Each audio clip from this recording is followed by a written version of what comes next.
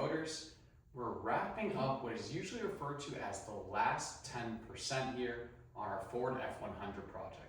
So I got my checklist of everything I need to do. It actually is much longer than I expected, so 10%, 15, 20%. This is the tail end of all the little fine details, all the little nitty gritty, all the fiddly fab type things we need to do to get the truck ready to go out on the road. So we're gonna go through the list one by one, start checking things off. And by the end of this video, we should have the truck running in the driveway, burping the coolant, maybe even take it out on its first spin. All right, so there's actually very few things on this list that depend on one another, so I can kind of do this as sporadically, as random as I like. But one thing that I have been waiting to do here is our wheel test fit. Now, I have gone ahead and purchased 4 steel wheels off of a true Crown Vic P71 cop car, our kind of curb jumping rims, kind of very sturdy, made for everything, and they actually fit pretty good with that old styling. So what I need to do is test fit that those steel wheels physically fit as far as the center bore, as far as back spacing, outboard spacing, if you will, kind of our offset. If I'm happy with how those look, I'm gonna go ahead and run to get them powder coated white, that Wimbledon white to match the bumpers and the grille. If I don't like how the steel wheels look, I still need tires regardless. So I'll just put tires on these. I think these are actually off of a Lincoln. So these are Lincoln wheels. That might even be what the whole front end is off of. I didn't do it myself, but so basically we're trying to figure out if we can rock the Crown Vic wheels or the Lincoln wheels. What's gonna look best under the fenders, make sure the Crown Vic wheels fit the bolt pattern, fit the bore spacing. They'll definitely fit the bolt pattern, fit the bore spacing. That's kind of like the easiest thing right now, and it's something I've been waiting to see how that looks on the car. So we'll get into that first, and again, just kind of work through all of our different problems.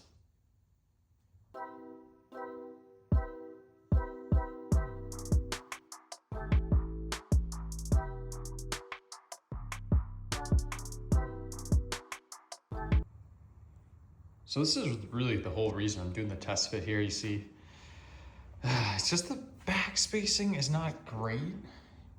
It sticks out a little bit from the fender here. I think the true problem when it comes down to it is actually that my axle is probably too wide. I've been doing a little research on this. I think this is truly like a Panther platform rear end. So it's out of a Crown Vic or out of a Lincoln Continental or Town Car. But what happens here is the wheels end up sticking out too far. So I think what I need to do at one point, not today, not in the next month or so, but one day down the road, I think I need to get a more narrow axle because I do really like how these wheels look. I think I can get a center cap to fit there that's gonna look really classic. And if I get them powder coated in the white, I think there's just gonna be a nice looking wheel for this setup. I'm gonna test fit in the front as well, but this is really why I was test fitting. I wanna make sure the center bore fit, which does, rusty as it may be. And we see the offset is really the problem there, or the back spacing. It's still kind of hard to see on camera, and this fender is a little bent. It actually, the fender's bent in down here at the bottom, but even from the top, you can see just probably a little more stick out than I'd like, but I'm probably still gonna rock it anyways. And again, in a few months, when the weather warms up and I have less going on, maybe I'll go ahead and look for like a narrower axle. I think I'd have an Explorer. You guys can all let me know. Because also, it's way too tall right now anyways. If I'm gonna have to take the time to do something like an axle flip, might as well consider changing out the full axle for the width anyways. So I'm also gonna check the front. I think there's gonna be less problems on the front. I think these wheels are about the same width and back spacing. They are the same width. I think they're about the same back spacing. So there should be no issues in the front. The front fits a lot better. So yeah, exactly what I need to figure out next year. And then I'll go ahead and move down the list. But this is something I need to do, is just test fit these wheels. I'm happy enough with them that I'll go ahead and get them powder coated, I think. Get them to match, say, like the bumper here. If you haven't seen the truck before, it's a little tucked away here. But you can see also like my headlights, my grille, all that. I'll try to get it powder coated in that same color. I think it's gonna look really nice.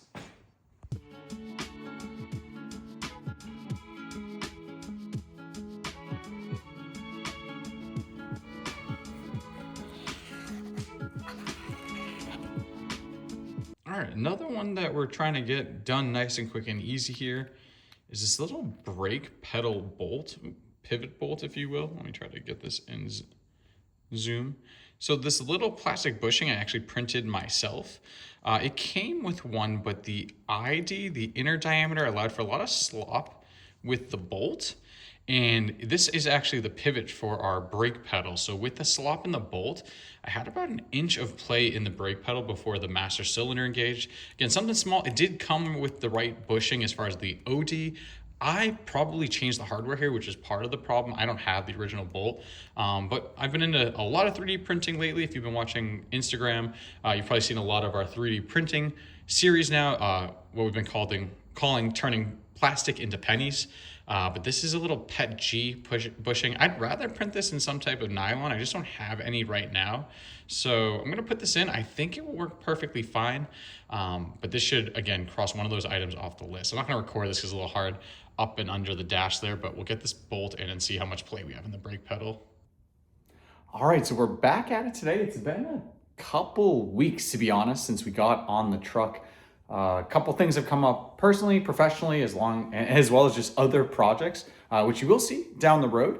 But we're back into things here. I'm just gonna show where we left off. So I know that we showed directly, I left off, I think, on the brake pedal bolt, just kind of on my own, and these weren't too exciting. I also got the choke cable working. I added in the fuel filter and my coolant overflow, which you can see right up here. So I have the coolant overflow just kind of loosely mounted. I used a little bit of tape to just make sure that there was nothing rubbing there between the kind of the clamp. It sounds like it's raining outside. Between the clamp and between the actual housing there. You can also see that if I go over to this side, it'll be a little bit easier here. I have added in a fuel filter to the carb, and looking very closely here, I also have the cable for the choke just kind of tucked up. And point at it, tucked up and under there, my choke cable, which means I can put the air filter back on. I really like this little Edelbrock piece. Something else I started but have not completed is also the kickdown cable. So I grabbed one of these aftermarket kickdown cables just off of Amazon, and you can see the cable here. This used to use a hard pipe or a hard rod basically to do our kickdown.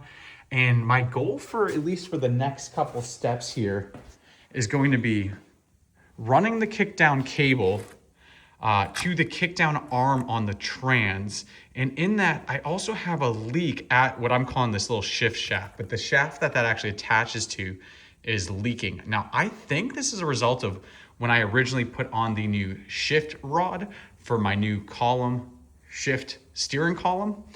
So I'm gonna jack the truck up here. I actually got a new jack. I got new jack stands, some beefy ones. And I'm gonna jack the car up, start looking at the transmission. I know it's leaking from that little shaft area. I think it was a result of actually my own wrongdoing, and I might not just have everything kind of clamped together tight enough. But either way, I grabbed a new seal. I'll hop under there. We're gonna run the cable, put the arm on the trans, make sure there's no leak, update the actual seal there, and hopefully that'll cover shift shaft, that'll cover my kickdown arm on trans and the kickdown cable. This is kind of the biggest thing that I've been pushing off, kind of delaying. Then afterwards, really it's gonna come down to some fluid checks. I do have speed bleeders that I need to add to I think it's either the front or the rear wheels. I can't remember. When I originally was testing the brakes, either the rear or the front wheels were not bleeding off through the bleed. So I put speed bleeders on one end and never finished the other that were working correctly. So we'll get all the speed bleeders in place, and then it's a lot of fluid checks and buttoning things up. I got new bolts for the door so I can hang the doors correctly, as well as I got new bolts for the door so those can hang correctly. And then other than that, it's a couple little checks for fluids. I need to still figure out a solution for my emergency brake, which isn't too critical because this is now automatic. But we'll go ahead, we'll get under the truck and we'll see what we can figure out about that shift shaft seal, what I'm referring to. All right, so to get a better idea of what I'm talking about here, you can even see the red drop on that little shift arm. And I think what happened is me playing around with all this, I probably caused an issue with the seal. The biggest thing is when I was installing this, I never took the exhaust out, which is in just such close proximity. So I'm gonna pull the exhaust and really figure out what's going on with that leak. It might just be a seal, might be more than that, but the only way we're gonna find out is diving in.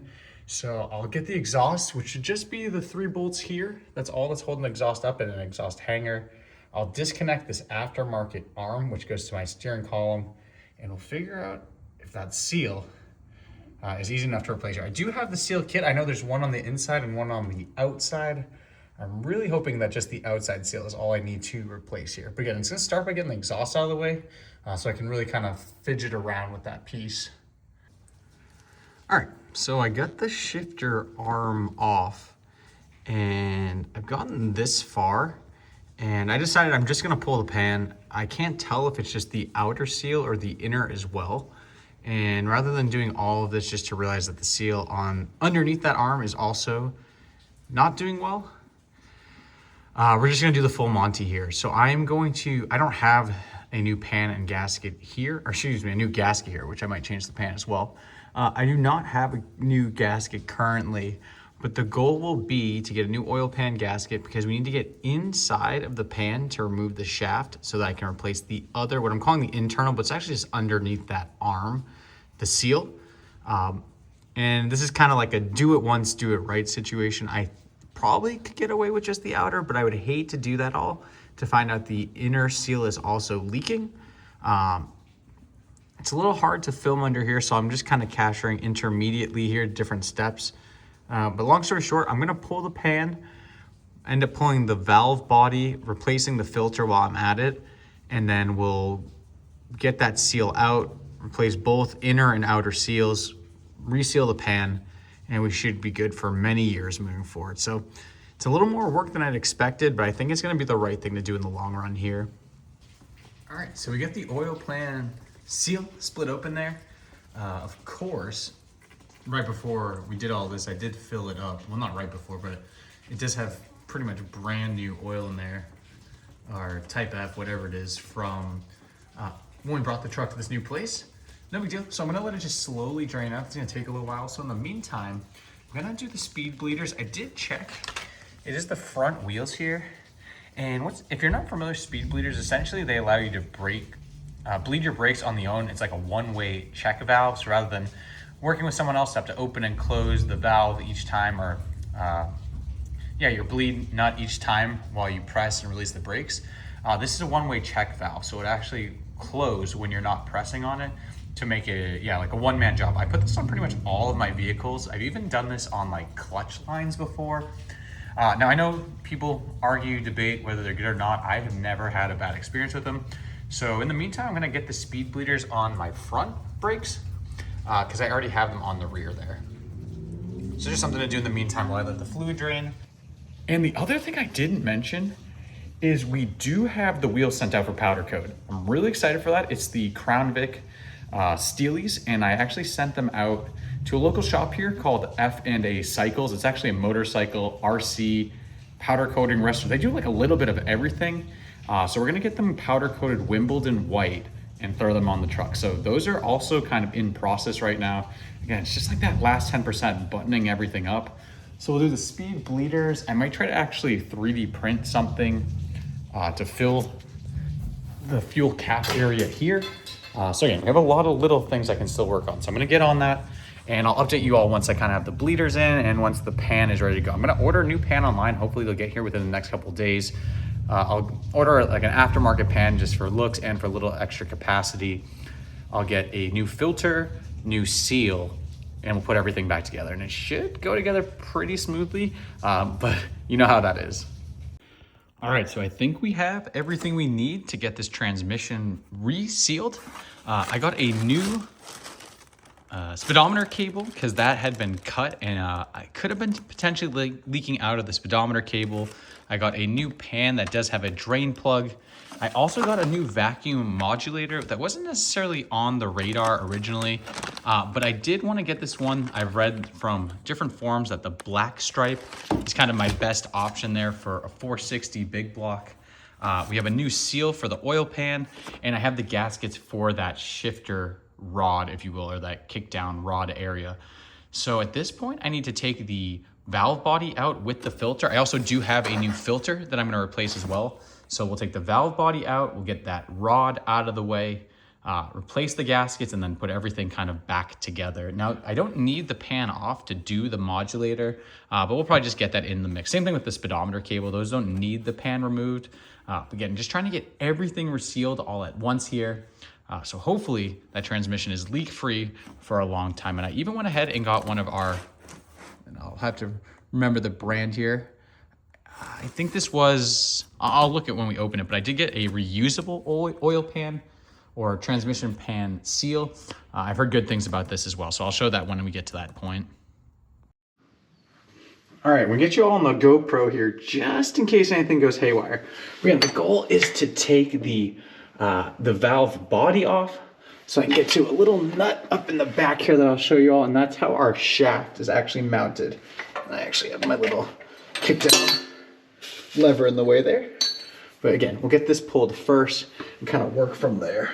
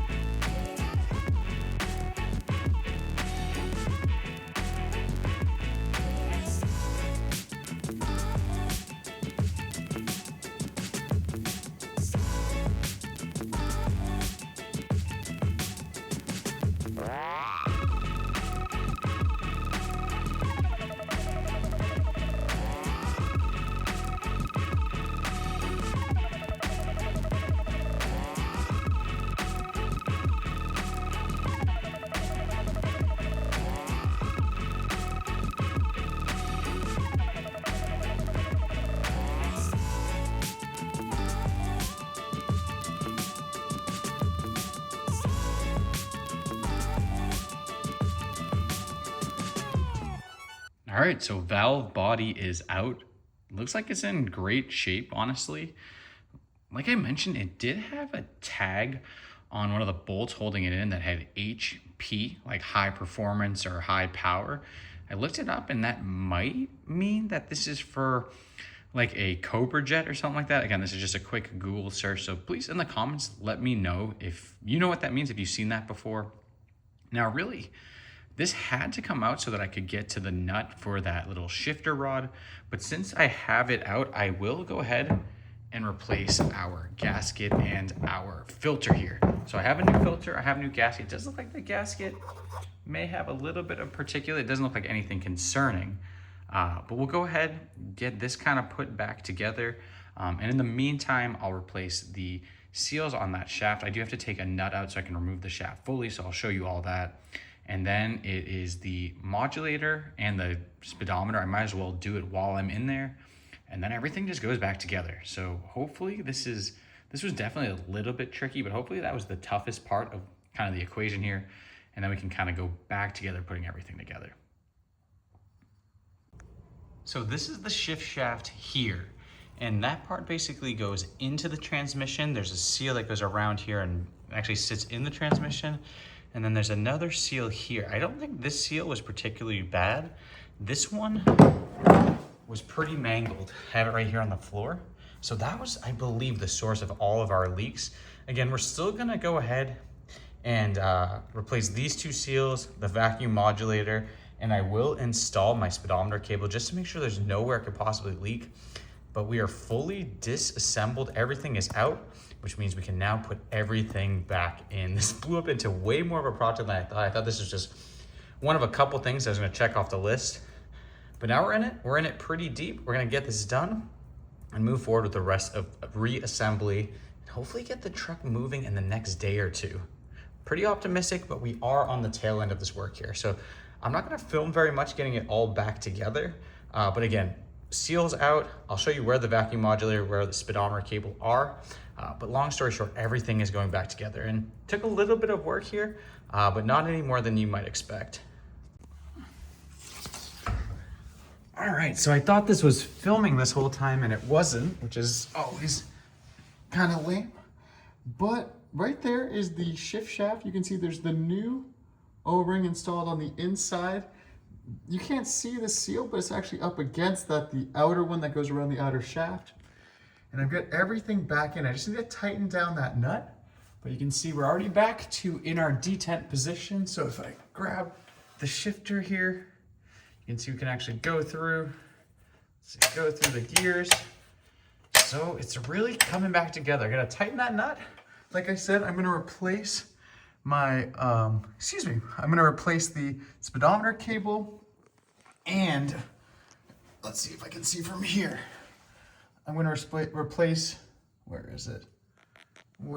That vacuum modulator, which the vacuum modulator, I'm not even sure was a problem, but like I said before, I did read up that the one with the black stripe is somewhat of an upgrade. I'm not sure if it's leaking from here. You can see there's just transmission fluid all over. So I'm just gonna be safe and replace that as well. I have it all here. Again, everything's just kind of going back together. I don't know how much I'll film.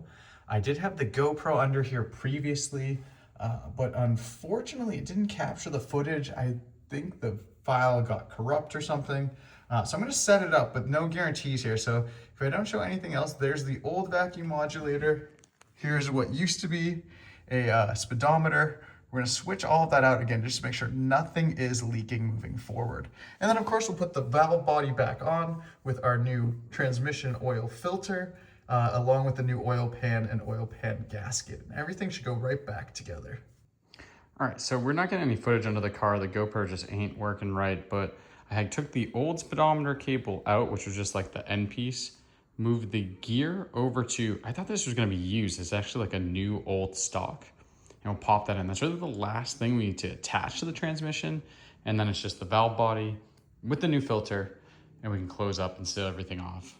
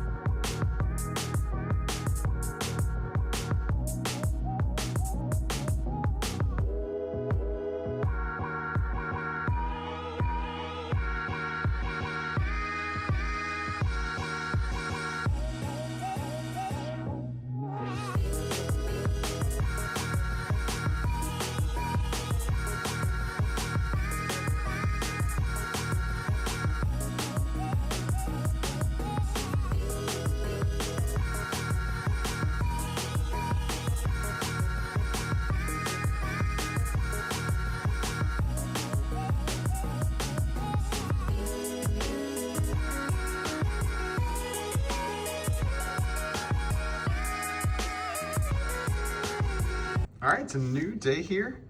We have the valve body installed with the new filter. The shift linkage, or the shift, is working as expected here. We got all of our gears. So now it's really putting everything back together. We have a new pan. I'm just gonna clean up the sealing surface, get the new pan on, clean up any old fluid so we can see if anything else leaks over time. Now, I am most likely going to reseal the solenoid here as well while I'm under. Might as well, since I've resealed everything else, might as well get this sealed up as well. So I'll probably drop this side of the exhaust to get to that, but that's not really gonna hold up any of the reassembly here. All that's kind of contained on its own. So we'll put everything back together. I have the gasket set on order, and we'll start getting everything back together here, get ready for really getting the transmission up and running. So again, it's a little tricky to film under here. I'm gonna try to set up the GoPro for some time lapses. Apologies in advance if those don't work out here. But again, just kind of put everything back together. So we'll put the pan on, we'll reconnect our shift linkage arm to the shift linkage there. You can see this little piece here, shift linkage back to the column, and then everything kind of goes together from that point. All right, so we got the new pan on here with the updated gasket. We got our vacuum module. I even got the kick down cable and the shifter linkage reinstalled.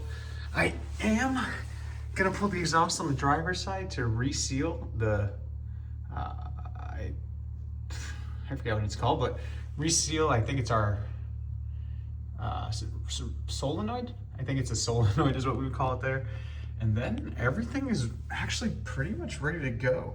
I do have the exhaust off on both sides just so I can, it was first to get to the kickdown and the shifter arm here. I'll do the same thing on this side to get to the solenoid to reseal that.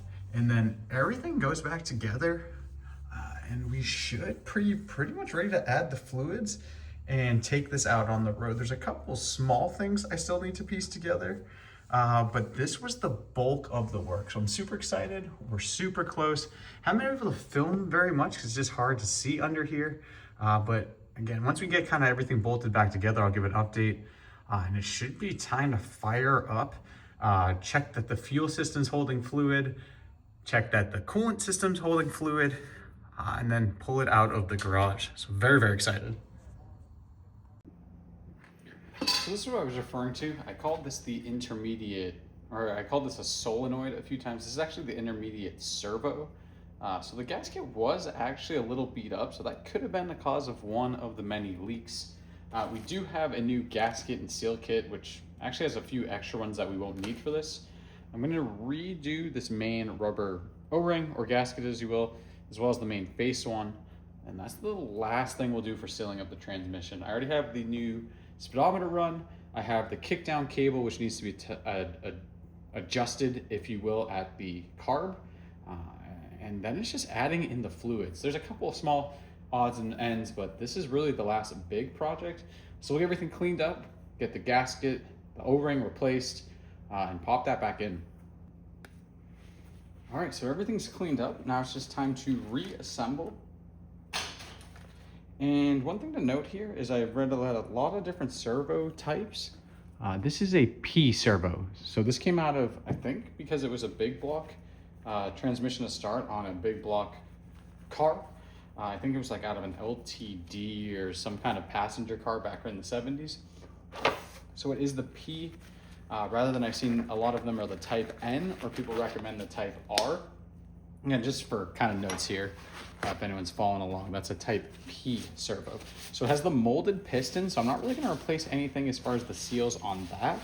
All I'm doing again is this ring around the bottom and the main gasket. So it should be pretty straightforward.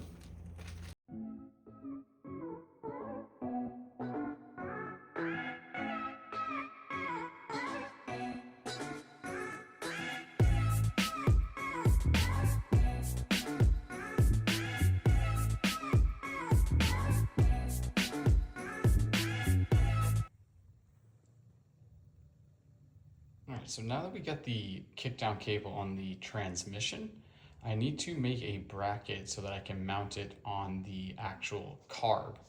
And so essentially I took the bracket that came on the kickdown cable. We have the cable right here in silver. And essentially it runs through this, but I had nothing to mount it to. So I have a little bracket here. Let me see if I can do this with both my hands.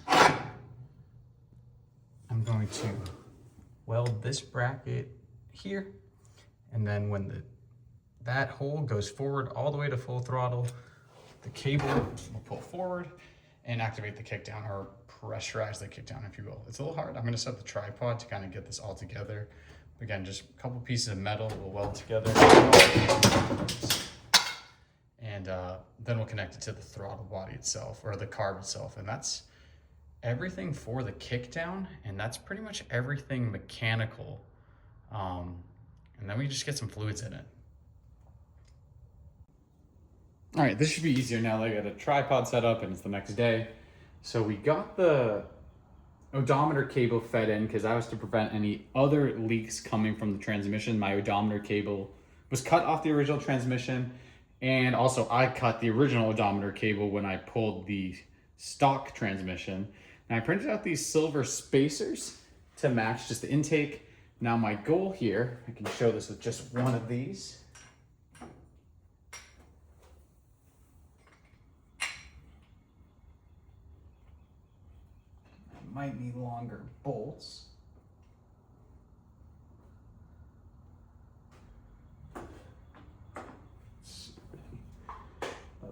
bolt is. Where did I put that? I don't really have a long enough bolt to show this, unfortunately, but pretty much what we're trying to do with this. Now I need the spacer so that I have clearance for the throttle rod, which we are good there. And then I will mount this bracket. I'll cut it down to length, obviously. It's something like this here. And then we'll have our cable come through. And it will attach to the throttle body, or the carb, if you will. And then when that goes to full open, we'll activate or we'll actuate the kickdown. So it's pretty close. Actually, I'm gonna print these out in a better quality, get some longer bolts so I can get everything kind of marked up. But it should only be a little more time. I did do this off camera, just kind of bolt this together here. And you can see this just runs through as such. Ammo.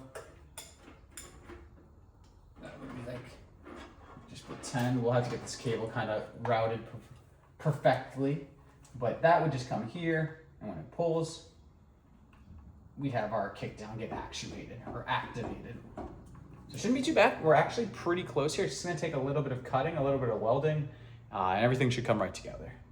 So that's what I'm gonna work on next, and that's really it. Again, once we get this done, it's just topping off the fluids. The truck did run. Now it's been several months as I've been going through all these different projects between the power steering, transmission, getting everything kind of buttoned up. The new alternator kit there from CVF, so the actual serpentine belt kit with a new alternator. So all that is really just ready to be tested. Hopefully we can do this all while we burp the coolant system, and then it's time to drive. Really excited about this.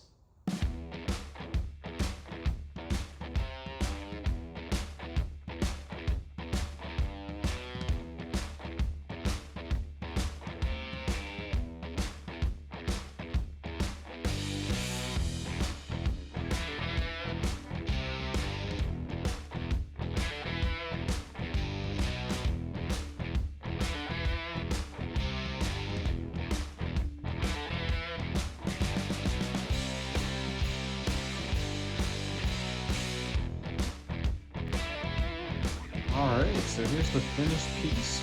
Painted pretty poorly, but it is what it is. Weld it together, get it in place, and then we just gotta get the length of the cable right.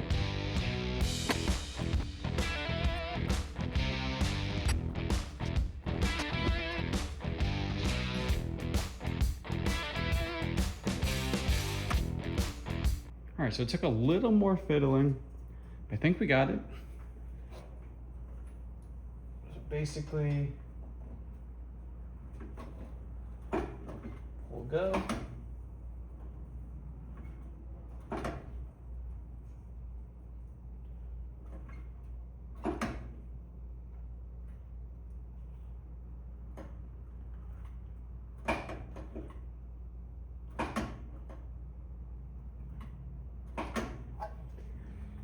I'm pretty happy with that. It'll probably take a little fine tuning. But overall, like, really cannot complain. So that gets the kickdown cable. Let me bring the list back over here because it's been quite a bit. Get this back zoomed out. So our list here: shift shaft, fuel filter, wheels have been test fitted, and now we have them here. I did not eat any of the chemicals. Fuel gauge, coolant overflow, heater lines, oil check, kickdown arm, kickdown cable, speed bleeders, brake pedal bolt. I'm gonna adjust that probably a little bit more. Choke is working now with the original choke line. Really the last few things, like I have the steering column floor plate, so how the steering column actually goes to the floor. I wanna add a new piece of metal there just to fully seal that up. Not urgent though for this video. E-brake, not urgent. This is an automatic transmission. Put it in park. We should be fine for where we are here. I do want to check the alternator just to make sure the belt is tight and all those bolts are tight. And then other than that, it's some panel gaps and hanging the doors a little bit more correctly here. But again, none of that's needed for this video. What we're gonna get to here is filling the coolant, double checking the oil just to be certain, topping off the transmission fluid. We'll put a little bit in and then top it off as it's running, and we'll fire this bad Larry up. So again, very, very close here.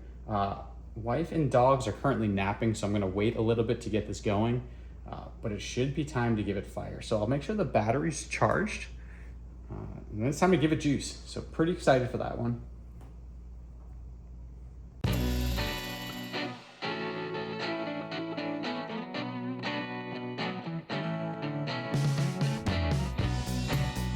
All right, so things are really starting to come together. This is a little side project for the filler neck here.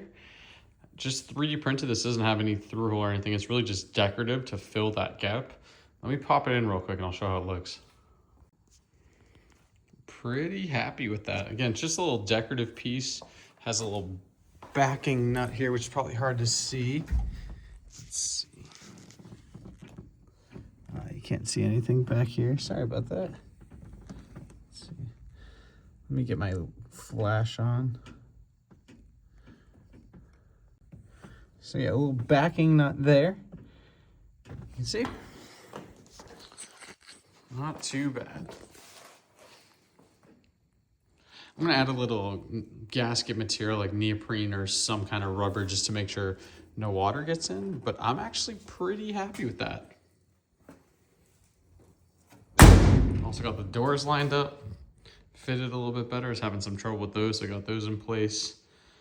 And we are very close to getting this fired up. Also, just for updates here, also added the fluids. So radiator's mostly full. I'm gonna add some more water to it. Refilled the, can't see it from here, but refilled the transmission. So now there's just a couple little items. Let me go back to my list real quick. Charging the battery. Couple few items here to check off. Not everything needs to be done, but I am going to do the steering column plate. It's a little plate where the steering column goes through. I can basically cross off the coolant, the fuel filler hole. Got to do the passenger door. Leave the step side for another time. I do got to double check the radiator fans to make sure they're going to work once we get things up to temperature.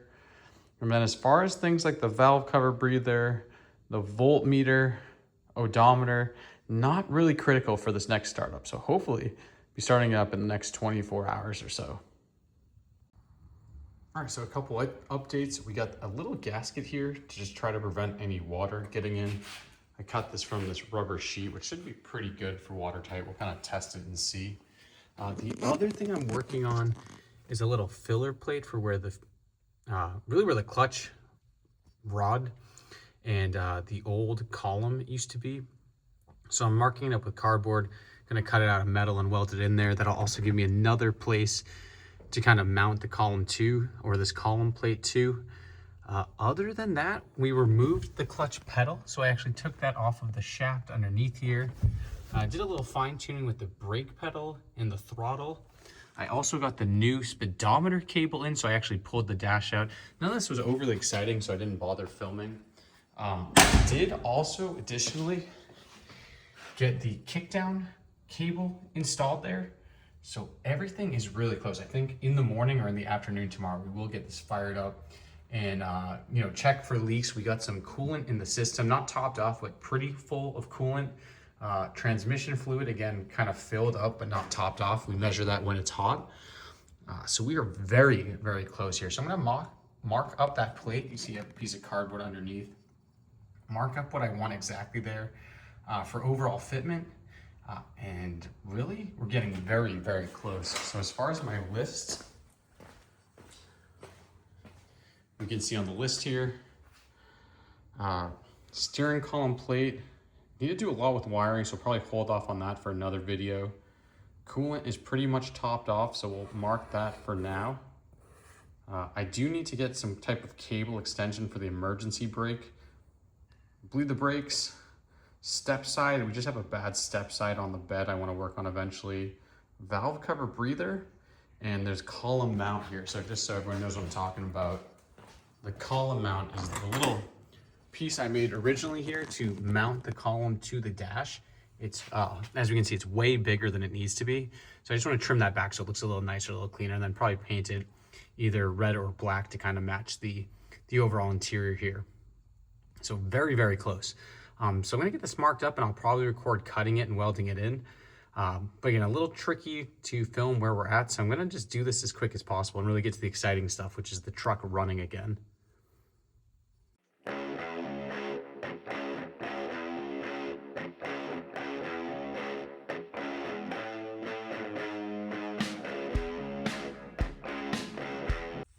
All right, so here's where we're at. Not perfect, but definitely good enough. I'm gonna trim it back because it's a pretty high underneath here. So just trim it back because all we really need is for those bolt holes to align. Cut it, weld it in, and pretty happy with that. And then we'll add some paint, you know, just to make it look nice. Maybe some black paint over everything to match how the floor's crap looks. But again, pretty happy. Getting very, very close to a drivable truck here. And again, the goal here is to drive this pretty regularly. So yeah, right where we want to be. All right, so not perfect by any means, but we got the floor hole filled now, which means I can just slide that column cover back down and we are done on this little project here. So super excited. I think I'm gonna grab some like seam sealer just to fill any holes so we don't get any moisture in. And then I'll give it a quick paint. But the tough part is done there as far as getting that in, welding it, tacking it. Again, not perfect by any means, but definitely good enough for us. All right, so I added a little JB weld sealant here just to make sure nothing leaks through on the weld itself. Now I'm actually gonna pull out the column so that I can slide a gasket in just to make sure everything is sealed up where the hole is. Then I'll also take everything out of the way to paint it. I'll also take this off so I can cut this down to length and paint it as well. And then we should be able to get the full start. I just figured get everything done now. So then when the car is up and running, hopefully we don't have to take it all apart again. So I am gonna have to disconnect the column to pull this out, but it should only take a few minutes.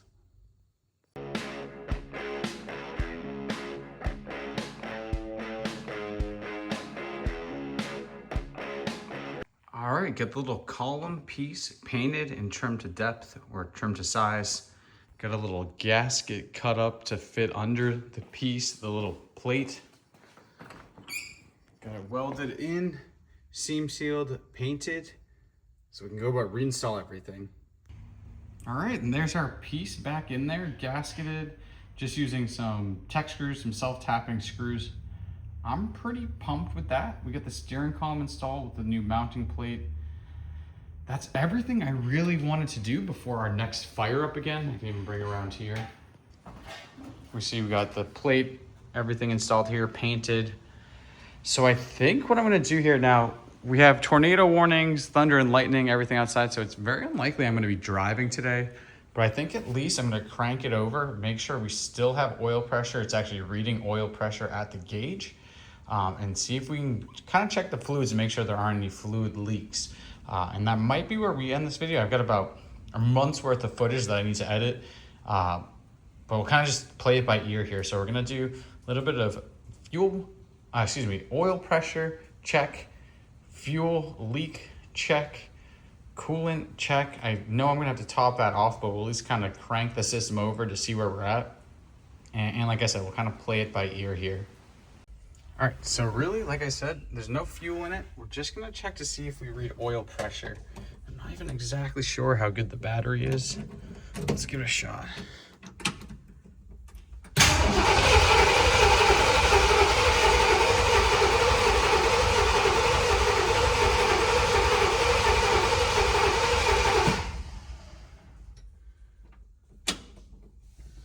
Okay, let's take a peek. And this hasn't ran in about 3-4 months just because everything we've done, we have the whole new serpentine system on it. So new alternator, new belts, new radiator in it. Didn't have a radiator the first time it ran. New fuel system. So oil has been sitting for a while. I did check the oil to make sure it's full. No leaks currently, which is great. We're just gonna keep cranking it over until I confirm there is oil pressure, that I'm reading it on the gauge. And then I'll probably add in just a little bit of gas to see if we can fire it up. I'm also gonna put the little filler cap that I have on here, like the big funnel to get it to the highest point for filling, so we can kind of burp the coolant system at the same time, because the coolant is low and I don't want to just push a bunch of air bubbles through the system. All right, so again, just gonna crank it over and hopefully see some pressure on the fuel gauge. It should hold, but only time will tell.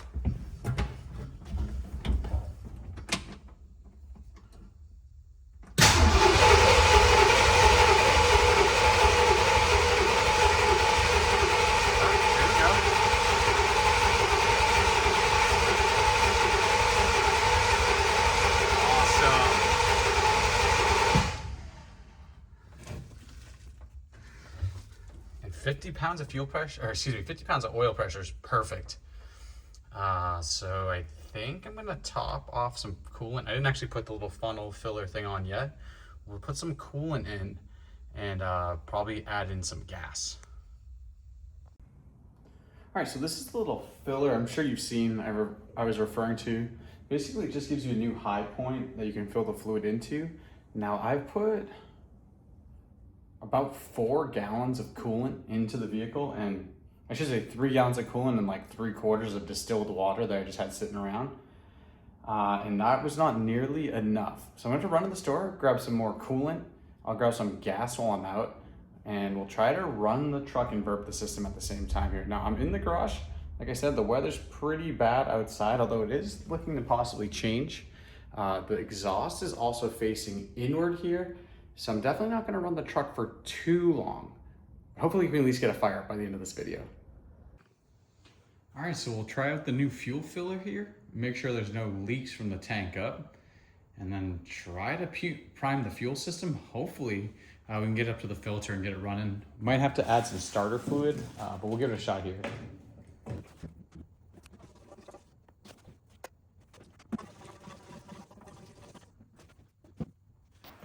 All right, we're not seeing any leaks, so let's give it a shot. All right, we get on the charger. You got coolant in it. Let's give it another go.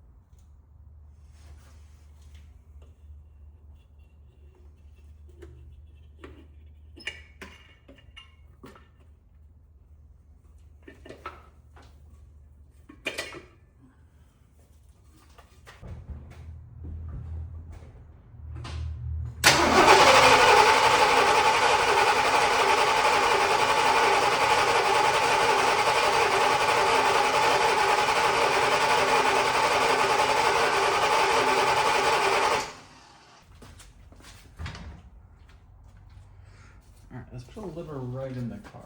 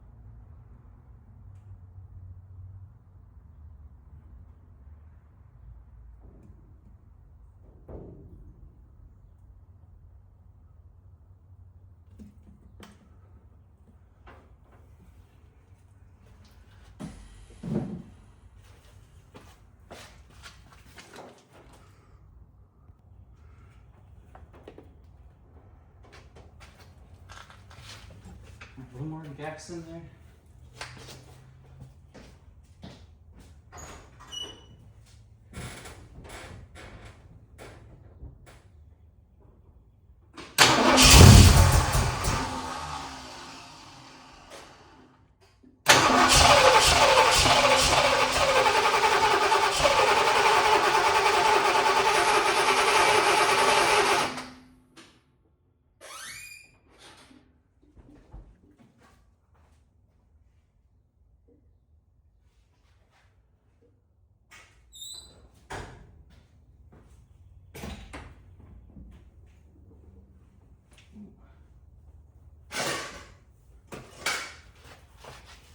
Ooh, we get gas in the filter.